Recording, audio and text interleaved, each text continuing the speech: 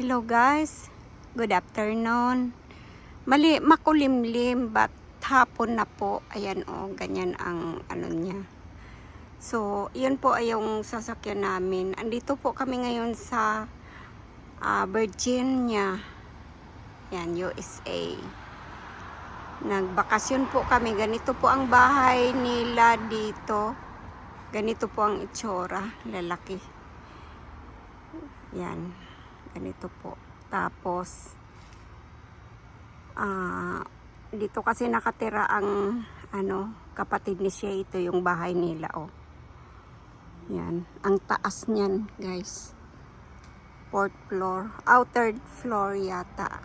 Kaya, iyon. Ganito mga bahay nila. Parang mga, prince. Ayaw ko kung anong tawag dito. So, like that, oh. Nandito kasi kami sa Virginia ngayon.